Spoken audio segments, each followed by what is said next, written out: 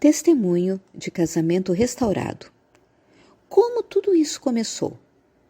Começou quando, depois que o Senhor restaurou meu casamento da primeira vez, mesmo assim eu me afastei do meu primeiro amor e comecei a focar no que eu ainda não tinha, ao invés de continuar olhando para o meu amado. Como consequência, voltei a ser contenciosa, voltei a querer as coisas do meu jeito e no meu tempo, e não no tempo de Deus. Um dia, quando eu cheguei do trabalho, por um motivo banal, discutimos e, como ele não estava satisfeito, revidou e decidiu sair de casa novamente. Mas com isso, o Senhor me ensinou a ser grata, confiar e esperar nele, que não depende de mim e sim da sua vontade. Mas mesmo assim, chegou a passar pela minha cabeça que eu agora podia fazer a minha vontade e não a do Senhor. Pensei que poderia manipular o Senhor.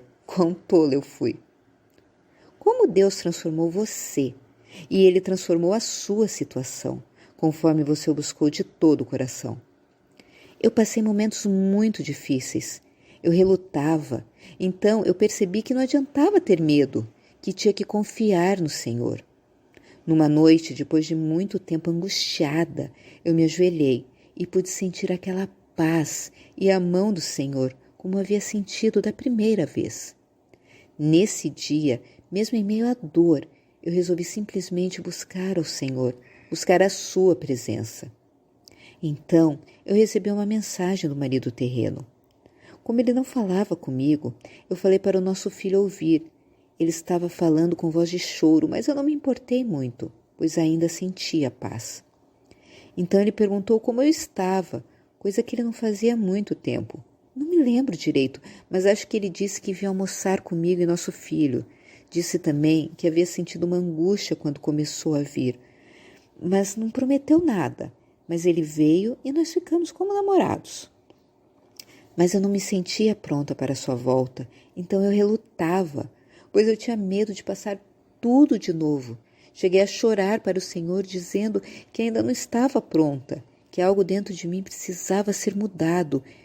Mesmo assim, o Senhor permitiu ele vir, mas não durou.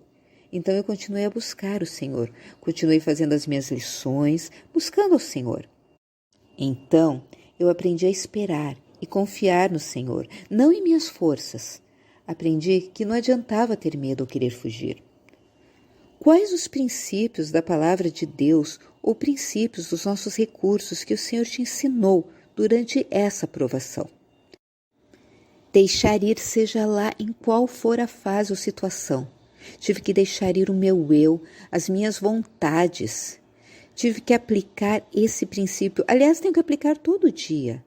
Aprendi o princípio de vencer o mal com o bem, de amar e orar pelos meus inimigos. O princípio ganhe sem palavras, esperar, não murmurar, contentamento e o princípio da concordância. Quais foram as horas mais difíceis que o Senhor te ajudou a atravessar? As horas mais difíceis foram quando eu tive que ver ele com outra mulher e não reagir. O Senhor me permitiu saber que ela era contenciosa e que havia se tornado amarga. Difícil também foi no dia que ele mandou mensagem dizendo que iria dar entrada no divórcio. Então eu tive que concordar. Logo depois, eu tive que ver o marido terreno, a outra mulher, meu filho e a filha dela passando por mim. O Senhor me confortou e me mostrou que eu havia mudado, pois eu senti compaixão deles. Qual foi o ponto de virada da sua restauração? Depois de tudo isso que eu havia visto, o Senhor me confortou. Falei com ele que não gostaria de passar pelo divórcio, que, se possível, passasse de mim aquele cálice, mas que não fosse a minha vontade, mas a dele. E sabia que mesmo que tivesse que passar por isso, e que se ele estivesse comigo, que tudo bem. Então, em uma noite, eu senti um vazio muito grande. Então fui buscar pela presença do Senhor. Então eu vi uma mensagem do marido terreno, perguntando se eu estava bem, e pelo nosso filho. Estranhei, pois quando ele queria falar com o filho, ele ligava. Eu respondi que estava tudo bem conosco, e saí, pois achei que ele queria saber só do filho. Quando ele me perguntou se eu sentia alguma coisa por ele, eu fiquei receosa e pedi para ele mandar um áudio, pois cheguei a pensar que podia ser a outra mulher.